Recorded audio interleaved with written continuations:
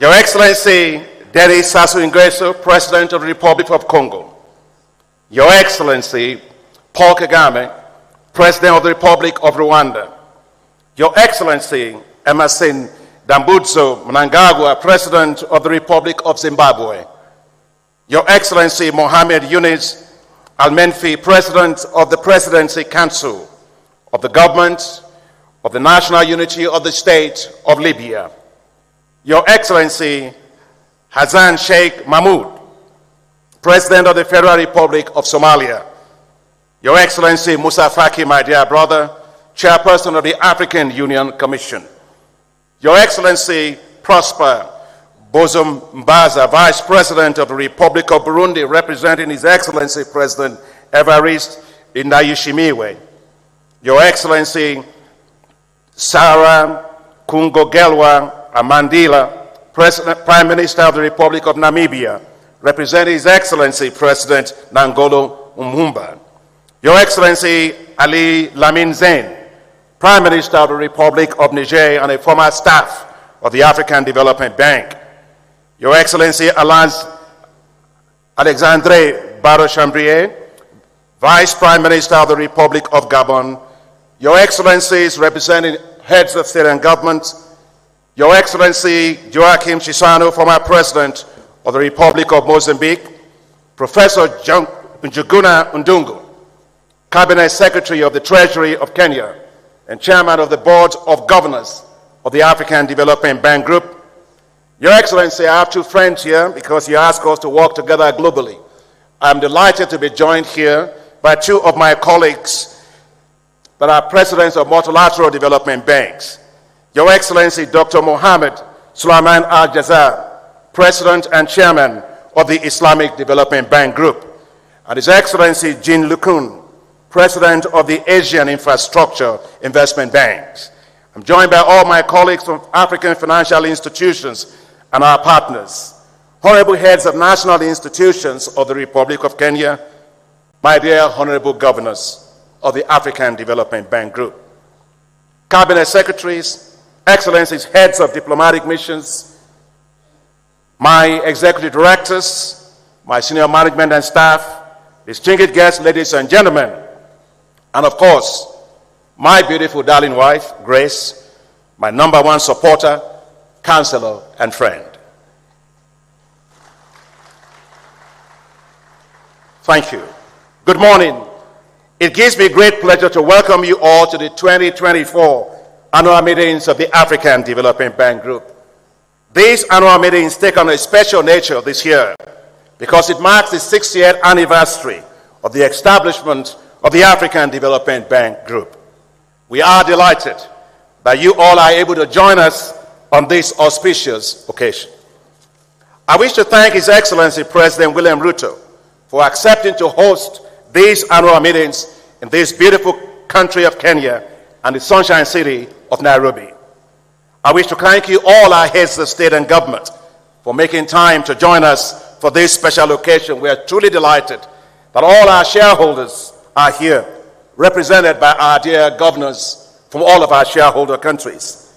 Your collective support, advocacy, and financial commitments to the African Development Bank Group make us who we are and afford us the opportunity to serve as Africa's premier financial institution.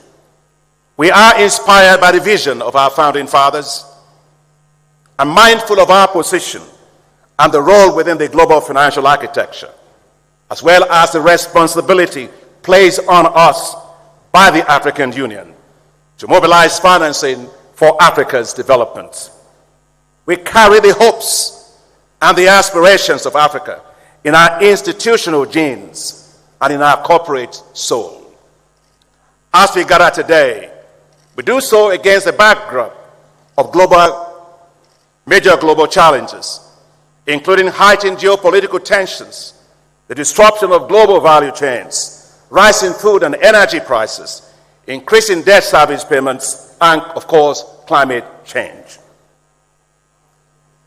Devastating effects of climate change are everywhere, from droughts to floods, from cyclones to unpredictable weather patterns.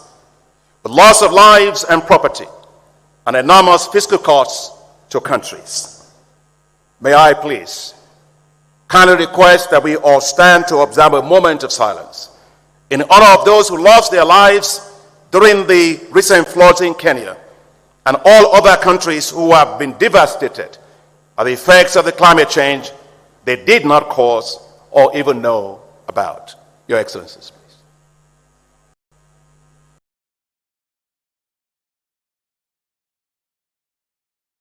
Thank you very much. May their souls rest in peace. Even as we remember them, we must be resolute about taking decisive action to build more climate-resilient economies.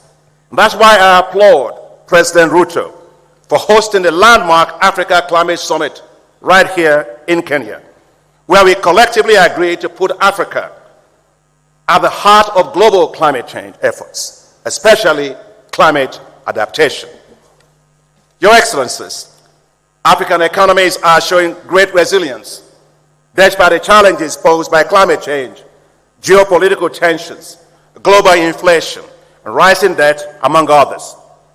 The African Development Bank projects that Africa's real GDP growth will rise from 3.1% in 2023 to 3.7% in 2024 and 4.3% in 2025. Importantly, despite these headwinds, more than half, and that is 31 countries, achieved higher real GDP growth rates in 2023 than in 2022. And most importantly, 10 African countries are among the 20 fastest growing economies in the world. I think we've done well against the headwinds. I think we deserve a clap for Africa. 8 million people provided with better health services. 1 million people provided with access to clean water, and over 443,000 enterprises provided with access to finance. The African Development Bank is highly responsive. When the Russian war in Ukraine erupted, it posed tremendous food security risks to Africa. To forestall a crisis, the bank launched a $1.5 billion emergency food production facility to rapidly support African countries in their ambition to reduce food dependency over a 2-year period. As of April 2024, we have approved loans and grants of $1.496, to be precise, billion for this emergency food production in 35 countries. We also got help and support from our shareholders. $3 million of additional support from the government of Japan, the government of the United States, Norway, Germany, and the Netherlands. We have therefore fully committed $1.8 billion to 35 countries. I am pleased to report, Your Excellencies, dear governors, that we have reached 10.5 million farmers and supported the production of 26 million metric tons of food, valued at $10.79 billion, or 90% of our target market value, and we still have about 2 seasons to go. Your Excellencies, dear governors, the African Development Bank is a strategic partner of choice, trusted by countries.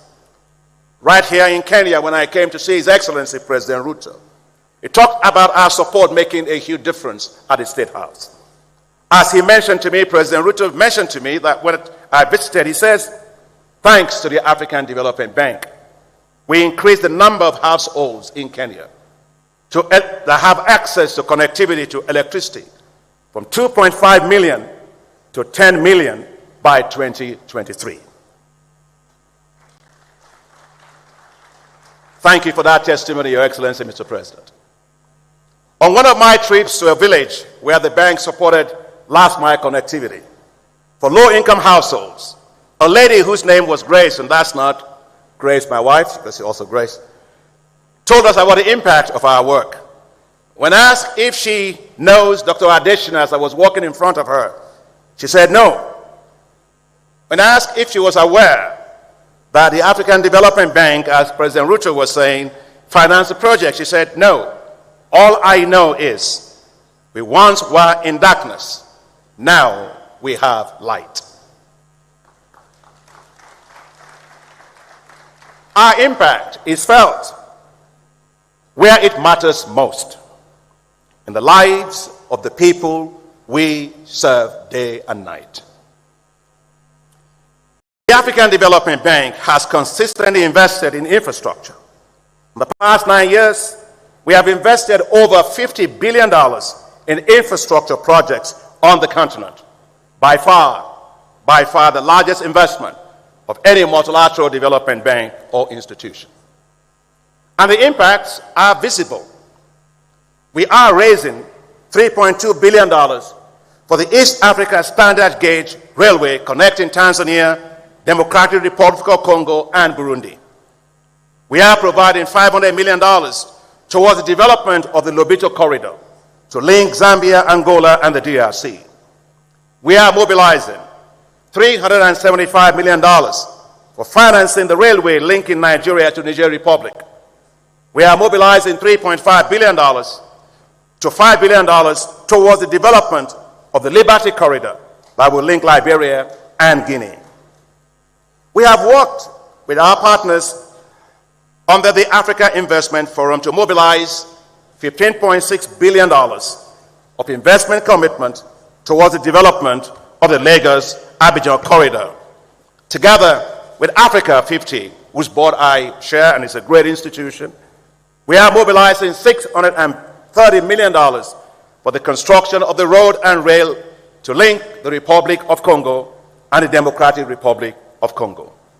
We are financing the Guasib-Nado Highway in Morocco and the 1,000-kilometer highway linking Addis Ababa to Nairobi and Mombasa, which has expanded trade flows between Ethiopia and Kenya by 400%. That's who we are, a solutions and impact-driven bank. The African Development Bank, your bank, is in very strong financial shape. We have maintained our AAA rating, the only AAA-rated financial institution in Africa, by all global credit rating agencies. The bank posted strong financial records for the year 2023. First, income from loans and treasury investments increased from $775 million in 2022 to $1.73 billion in 2023, an increase of 123%.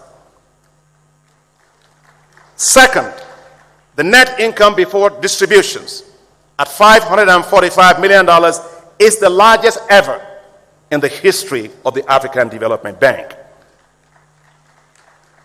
Third, the amount that we allocate to reserve to build our liquidity buffers, $335 million, is also the highest ever in the history of the bank. I wish to thank the executive directors of the bank and their advisors, as well as my senior management and staff at the bank for their hard work and efforts, and please join me in thanking them. Yet, as we make these efforts, we recognize that a lot more financing is needed to accelerate Africa's growth and development. The calls for reforms of the global financial architecture is necessary to mobilize even more financial resources to achieve Africa's sustainable development goals. The G20 Capital Adequacy Framework called for multilateral development banks to optimize their balance sheets, to raise more financing to support countries. The African Development Bank, Your Excellencies, our dear governors, ladies and gentlemen, heeded that call. We have been at the forefront of several financial innovations to achieve this. Last month, the African Development Bank issued a hybrid capital on the global capital market, the first ever by a multilateral development bank, creating a new global asset class for investors. These $750 million hybrid capital will be leveraged 3 to 4 times to expand the bank's lending capacity. I am delighted that 2 weeks ago, the Executive Board of the International Monetary Fund, IMF, approved the use of the Special Drawing Rights, SDRs, as hybrid capital, which is based on the proposal developed by the African Development Bank and the Inter-American Development Bank. If the approved limit of $20 billion of the SDRs is channeled to multilateral development banks like us, we can leverage these to deliver at least $80 billion of new financial support. I would like to use this time to thank you, our heads of states and government, for the advocacy that you have maintained on this particular issue at every single step, and also for the chairman of the African Union Commission, my dear brother Musa Faki, for all of the advocacy that you have also maintained, and for all of our governors for supporting us in this particular area. We are very grateful. Thank you very, very much. Now I wish to ask for the support of all of our shareholders to make this a reality. Your Excellencies, dear governors, ladies and gentlemen, to tackle climate change, the African Development Bank is well on its way to reaching our goal of mobilizing $25 billion in climate finance. Last year, we devoted 45% of our total lending to climate finance. Our climate action window, under 16th replenishment of the African Development Fund, with support from the governments of the United Kingdom, Netherlands, Germany, and Switzerland, opened its first call for proposals. The response was amazing. It received over 2,000 proposals, and the 359 shortlisted application requests were close to $4 billion. The bank, your bank, is building strong and effective global partnerships to deliver more for Africa. Through the support of the G7, we are accelerating women's access to finance through what we call the Affirmative Finance Action for Women in Africa, or AFAWA, in partnership with the Africa Guarantee Fund, which is now working with 169 financial institutions in 43 countries. And I would like to say that Africa will go faster when we make sure that it flies with two wings. No bird flies with one wing. When we support our women, they actually run most of our economies. I think Africa will go faster, more inclusively. AFAWA, Your Excellencies, their governance is the first ever gender-focused collateralized significant risk transfer with counter guarantees provided by the government of Netherlands and France in support of scaling up finance for women. So far, AFAWA has approved $1.7 billion and financed over 18,300 women-owned businesses. And by the end of this year, AFAWA will have reached $2 billion in support of 30,000 women-owned small and medium-sized enterprises. Your Excellencies, they are governors to support youth entrepreneurship in Africa and to create youth-based wealth. The bank has established youth entrepreneurship investment banks in partnership with the French Development Agency, Agence Française de Développement, and other partners with support from the bank's multi-donor Youth Entrepreneurship Trust Fund. Ever since our board approved the first two Youth Entrepreneurship Investment Banks in Liberia with $16 million of funding, and Ethiopia recently with $12 million of funding, several countries, including Nigeria, Rwanda, Cote d'Ivoire, Tunisia, Togo, Egypt, South Africa, Zambia, Botswana, DRC, are working on submissions of their request. Your Excellencies, the bank is working with several partners to ramp up support for digital and creative sectors to create more jobs. Together with Islamic Development Bank, and my brother AJAABU is here, and the Agence Française de Développement, we financed $618 million ADVERTISE program called Initiative for the Development of Digital and Creative Enterprises in Nigeria that will create 6 million jobs and add $6.4 billion to the economy. The African Development Bank, Africa 50, and the African Union established what's called the Alliance for Green Infrastructure in Africa, or AGIA, which will mobilize $10 billion for green infrastructure in Africa and speed up Africa's green transitions. I am delighted that at the G7 Ministerial Conference in Italy just a few days ago, they gave global endorsement for AGIA.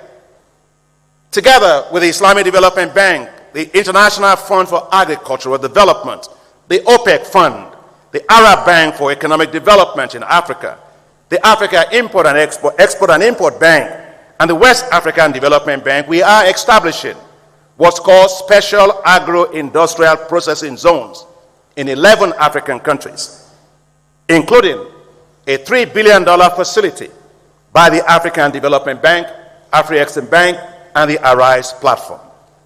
Your Excellencies, they ask us to work together as multilateral development banks, and we are doing that. At the spring meetings of the World Bank Group, President AJAABU and I launched a joint bold effort to connect 300 million people in Africa to electricity by 2030. We will host this year, together with Your Excellencies, an Africa Energy Summit later this year.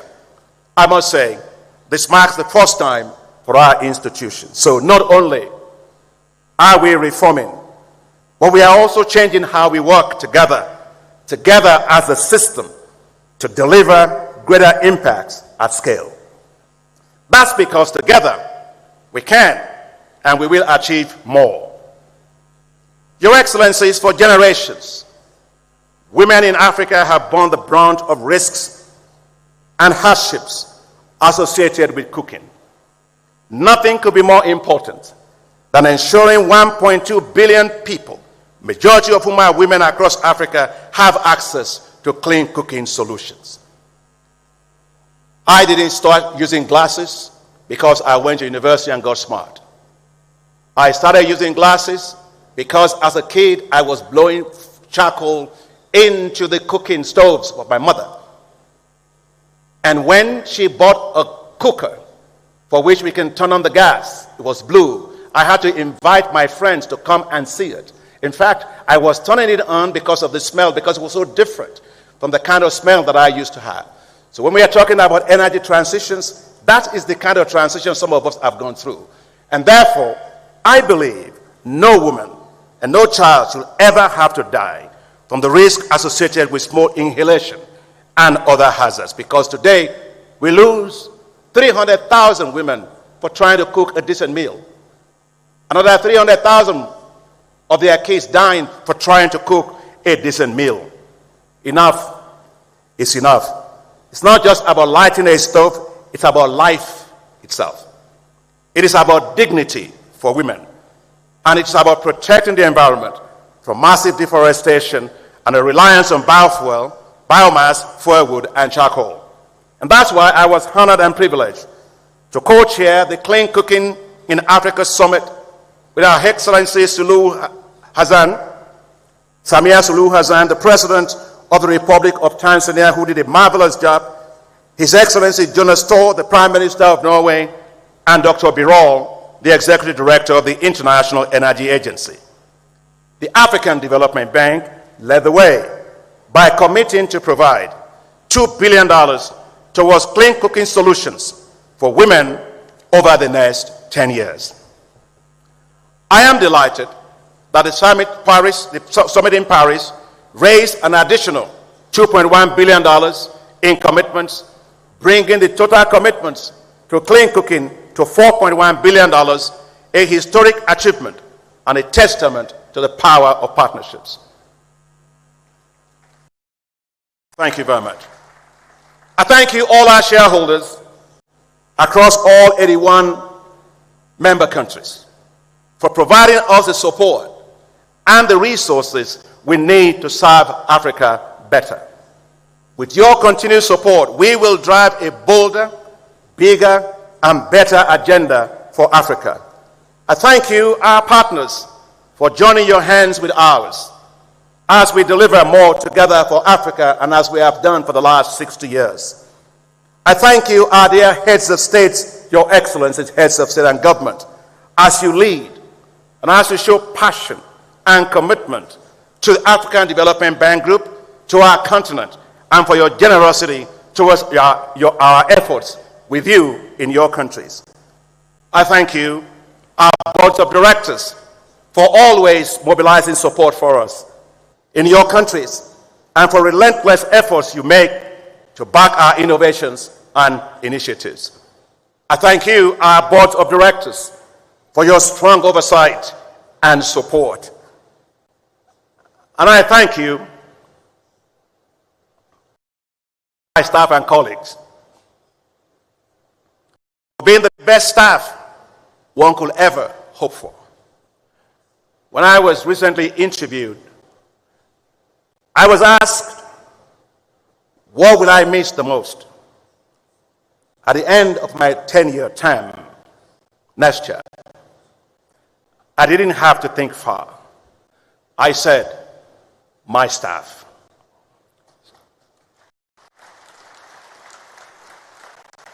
So I'd like my staff to please stand. All my staff to stand.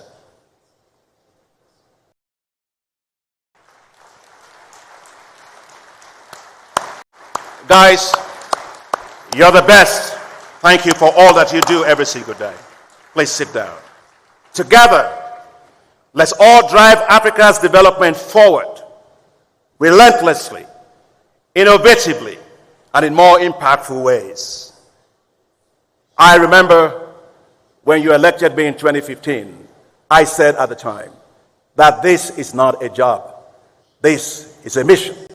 After all, nothing could be more important than somebody being given the responsibility and the resources to go and change the place of our birth. So let's continue to make a difference, and let's continue to make Africa proud. Thank you all.